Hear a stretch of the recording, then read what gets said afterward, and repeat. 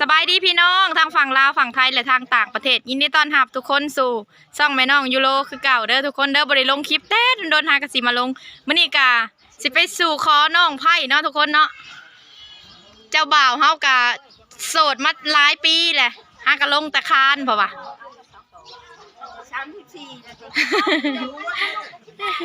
ยังนั่นสีขาว40 ปีโสดจนสีขาว40 ปีแล้วว่าลุงหลังวะว่าให้มากินข้าวอยู่พี่ข้าวยูโรกับไปนำได้ทุกคนเลยขอพร้อมแต่งเลยพี่น้องเลยแบบสไตล์แบบงานแต่งเบาต้อมมานะ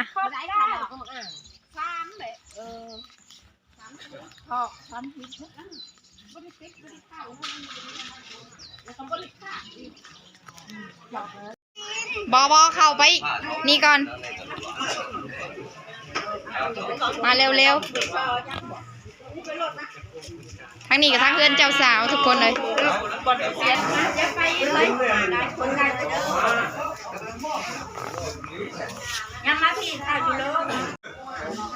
ตอนนี้นำเงินเนาะทุกคนเนาะคันคอถ้าได้ไม่เท่าคันคอ2 ล้านเด้ผู้โยกขันก็กำลังเข้าสู่พิธีเนาะทุกคนเนาะกำลังสีคอกำลังใส่อันปงหันแล้วกัน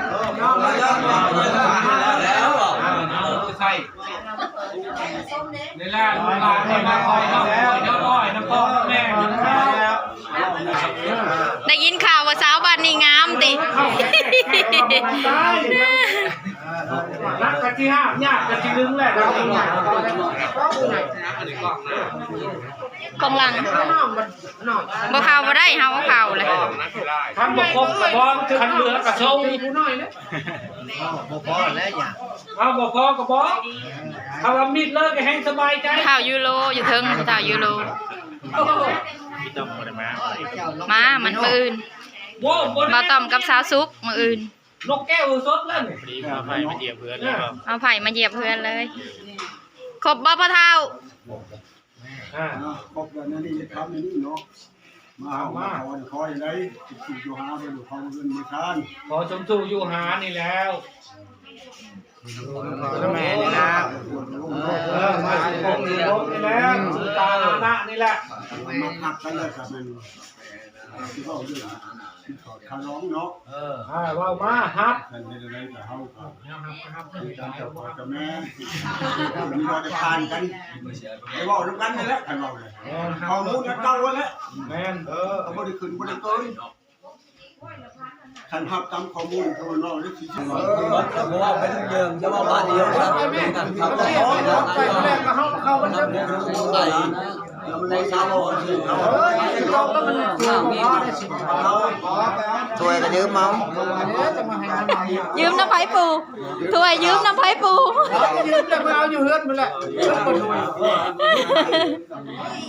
ยืมยังบ้องโอ้โหคือตัวรักมากผู้บ้านเขาใช้มา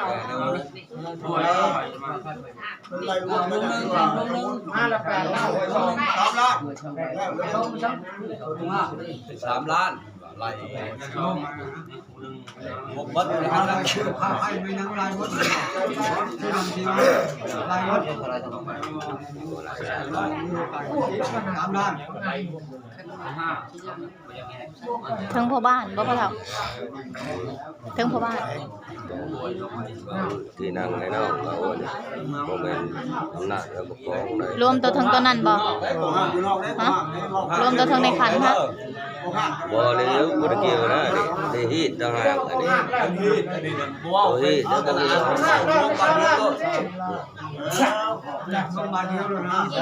ค่าพื้นค่าไฟค่าบ่ใช้ซื้อวังทองค่าปูปลาหยังก็อยู่ในหันหมดเขาบ่ไหลหมดนำหัวหมูหัวไก่ก็อยู่หันควงปลาเขาก็อยู่หัน เ ลุงป๋านี่เหลือเงินนี่เราหมักได้ลุงป๋าแม่ยูโรก็หมักคือกัน สองสลึง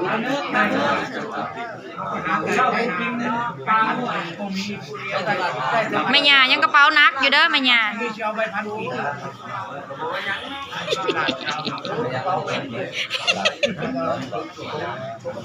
ร้อมบ่ คำพร้อม ซื้อเขามาแล้ว ครบ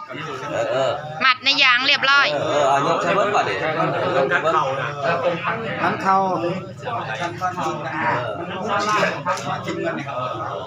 เขาพร้อมตัวเท่าแล้ว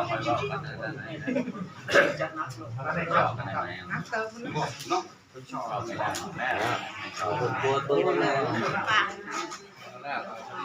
เย็น เขาพร้อม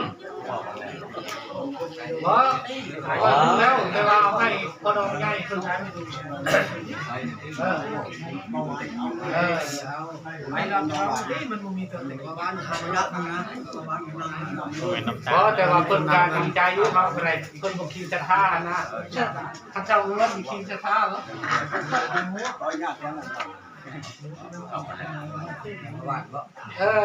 พอเท่าเพิ่นนั่นละเท่าเห็นเลยเราเคยเด้อนี่เด้อบุคืนกะไรลักบุกัดกะไรล้มได้จริงได้เนาะ เดี๋ยวมาได้ลืมเลยนำไว้อีก หลายเด้อเท่าแก่ไอ้ใช่หลายๆด้วย ทางเวียด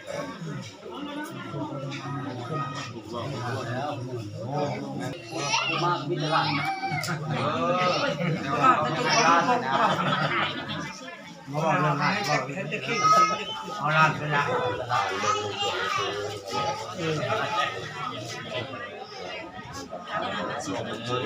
ก็ให้ไปแล้วสุดร้อนแล้วดูกันแรกทำเลย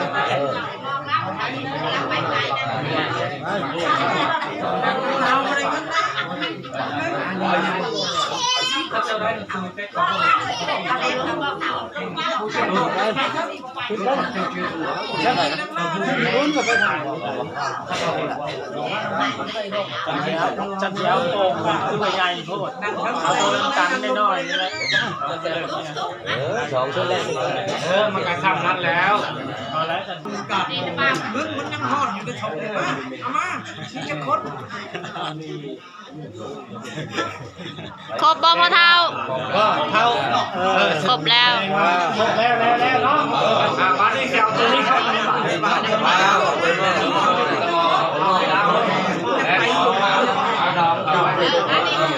ไปมาขยับน้องเนี่ยทำมาไปเห็นดำเอากันมาประเด็น เอาไปนี่เขาข้าวนะเป็นขั้นตอนน่ะเป็นที่นั่นแล้ว ไปนะเด็กผมทำดี